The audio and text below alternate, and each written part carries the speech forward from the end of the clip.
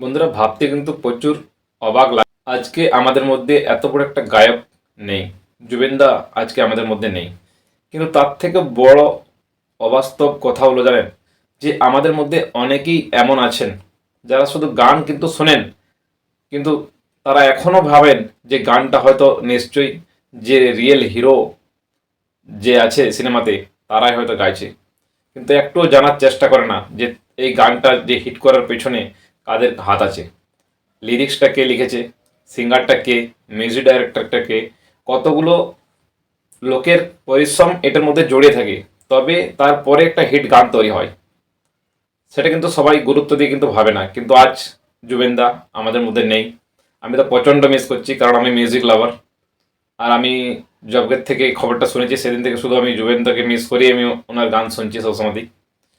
তো সেই জন্যই বলছি যে অনেক এরকম আর্টিস্ট আছে যাদের প্রচুর মেহনত আছে। যেমন কি আপনারা হয়তো জানবেন যে বাংলা গান যে আমাদের আরও অনেক অনেক হিট হিট গান আছে, অনেক শুনেছেন গান, কিন্তু আপনারা হয়তো নাম হয়তো ভালো করে এখনো জানেনই না হয়তো অনেকেই। যেমন যেমন একটা উদাহরণ দিয়ে দিচ্ছি আমি, কুনাল গাঞ্জাওয়ালা স্যার।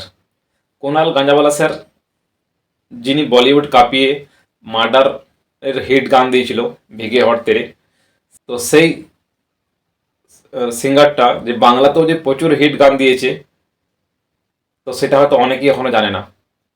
তো সেই জন্য বলছি যে আরও প্রচুর এরকম অনেক শিল্পী আছে যেগুলো পপুলার, সেগুলোর নাম হয়তো সবাই জানে, পপুলার অতটা নয়, কিন্তু হিট গান প্রচুর দিয়েছে।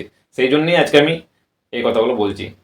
তো এই জন্য শুধুমাত্র আজকের ভিডিওটা বানানোর উদ্দেশ্য এটাই যে জুবেনদাকে মিস করছি, তাই আমি আরও যাতে এরকম ধরনের যারা শিল্পী আছে তাদের আপনারা সবাই জুবেনদাকে যেরকম মিস করছেন, রেসপেক্ট দিয়েছেন, সেরকম এনাদেরকেও রেসপেক্ট দেওয়া হোক।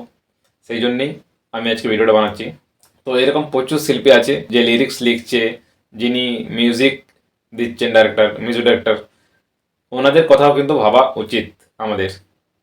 আমরা কিন্তু শুধুমাত্র যে রিয়েল হিরো যে গানটা সিনেমাতে গাইছে ওনাকে দেখেই কিন্তু আমরা বাকি জিনিসগুলো কিন্তু ভুলে যাই। এখন কিন্তু দেখবেন যে কোনো গান যখন টিভিতে চলে তখন দেখবেন সবাইকার নাম কিন্তু সেখানে মেনশন হয়, এটা কিন্তু আগে হতো না, এখন কিন্তু ইদানিং সেটা কিন্তু হচ্ছে। তো সেই সব জিনিসগুলো লক্ষ্য করে তাদেরকে কিন্তু অবশ্যই আপনি একটু ভালোবাসবেন।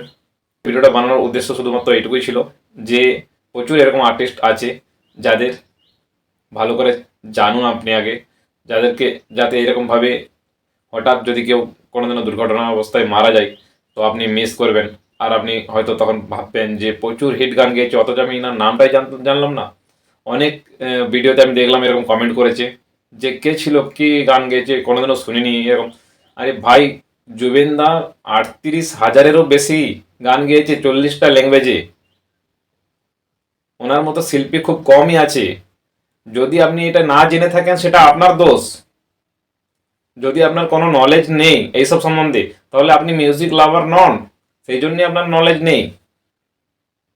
আপনি যদি সত্যি একটা মিউজিক লাভার, তো অবশ্যই আপনার হিট গানটার পিছনে কে কে রয়েছে অবশ্যই তার নামটা আপনি জানার চেষ্টা করবেন। যেমন সমীর আনজান, যিনি লিরিক্স লিখেছে প্রায় 90-এর দশক থেকে লিরিক্স লিখে আসছেন, তার আগের থেকে লিরিক্স লিখে আসছেন, আজ পর্যন্ত লিখছেন।